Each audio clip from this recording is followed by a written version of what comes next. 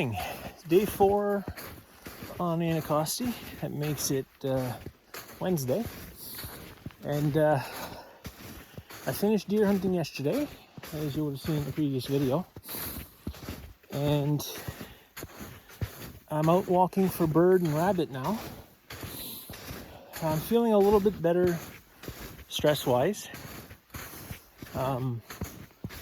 I slept till 10 o'clock this morning.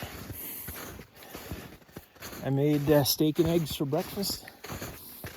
And now we're out here for a walk. So it's currently about 2:30. So last night's story.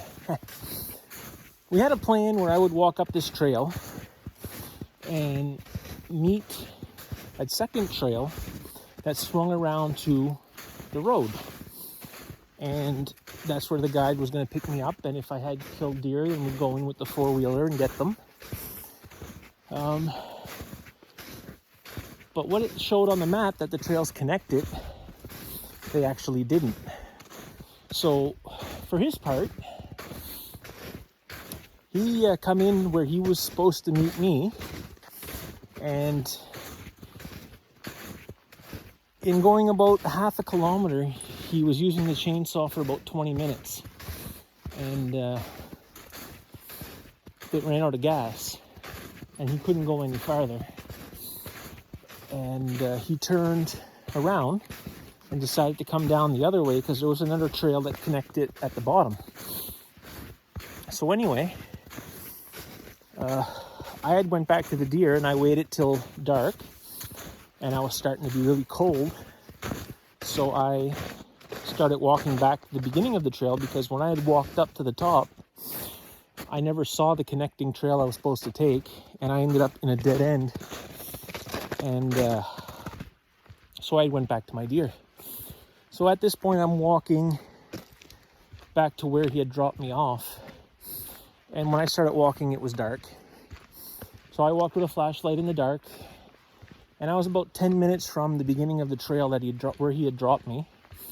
And I met him in a clearing. So he had gave up on the top end, and he tried to come through the bottom end, but that came out into like a little plain area where it was open up, and there's an old tree stand there. And he was looking in the dark with a flashlight trying to find the trail that I was on, because his trail ended in the field and my trail passed by the edge of the field. So we ended up seeing each other's lights, and that's how we connected. So then we got on the ATV, four-wheeler, backtracked about 10 minutes on the bike, which was about a half hour, 40-minute walk for me. And we picked up the deer and my equipment, because I had left everything there, the gun, everything. And we walked back, and we drove back, and we got up with the truck. At 6:30, we arrived at the truck, which put us a half hour or a full hour past legal light. And then we drove back to the camp, arriving at the camp at 7:30, which 2 hours past legal light. And we dropped off the other two fellas, the brothers that I'm hunting with, in my cabin. And I went and helped them hang my deer. And then went back, and I was so cold to the bone at that point that I took a hot shower and went straight to bed. And it's where I woke up at 10 o'clock this morning. Anyway, long story short, deer were recovered.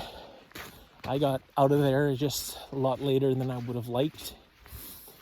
And that's what happens when, the trails they're marked on the map, but they're not all maintained, I should say, is the best word to put it.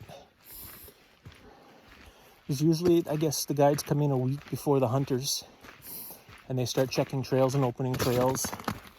And the other two guides have been on this territory for 10 plus years, and they know which trails they like and which trails they want to use, and they'll tell their hunters where to go and where to come out, and they'll use the same trails, every week, every other week.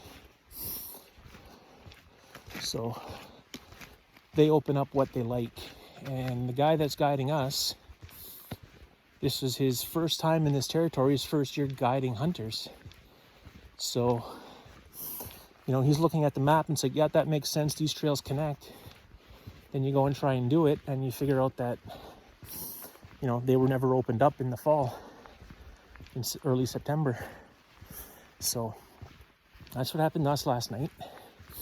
Hopefully it doesn't happen again to anybody in our group. And I'm just going to stick to walking the main roads for now and trying to find birds and rabbits, which I actually think there's a rabbit on the road up ahead of me. So I'm going to put you down and see what happens. I'll keep vlogging for the rest of the day and hope you're enjoying the video and the content. So this here, spot right here, this is where I shot my first deer on my last trip to the island. I was further out there around those last little bit of pines coming down shorter, and I shot the deer and it ran that way, off into that. This is what they call savanna here. It's like a peat moss bog, and it's the only place you really get nice openings with no big trees. They're good to hunt.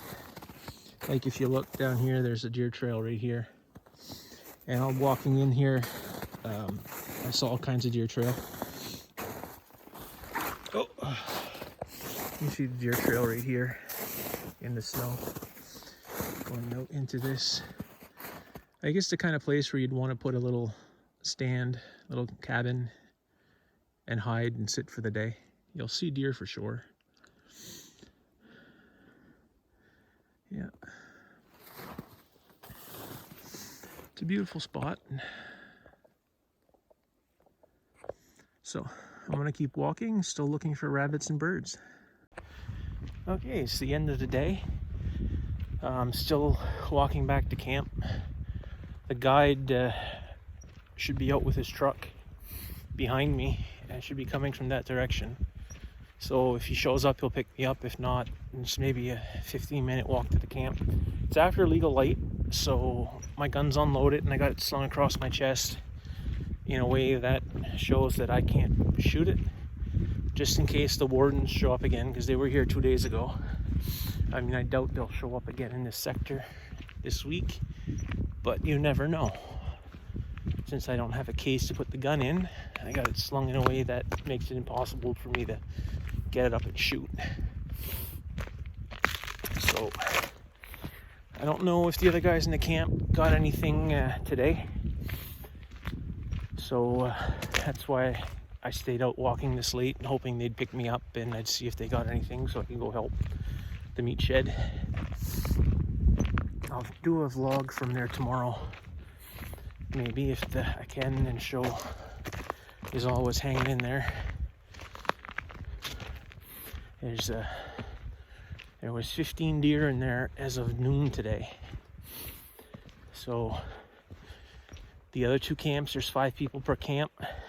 That's 20 deer. And our camp would be allowed 6. So somebody else can do the math. But that's how many deer are allowed in this zone for this week. It's probably about -3 right now. I don't have any gloves because I lost my gloves on the first night. I didn't put on my heavy gear to go out walk tonight for rabbit either, because walking yesterday with it on, I just sweat too much. So I just put on my zipped up hoodie, my raincoat, and my jeans with some long underwear and my hunting boots. Oh, excuse me. So yeah, it's getting a little dark. It's probably hard to see me. But that's the end of day 4, where I just did a little bit of afternoon rabbit and bird hunting. I'll probably get up with the guys in the morning to go up to zone 1, because I saw a lot of birds up there on Monday. So if they're going up there, if they still have deer tags and they're going up there, I'll go with them and walk where I saw all the birds and try and get a few. I did see rabbit up there too, but you know, rabbit have been proving hard to get. I should have brought a shotgun instead of a 22.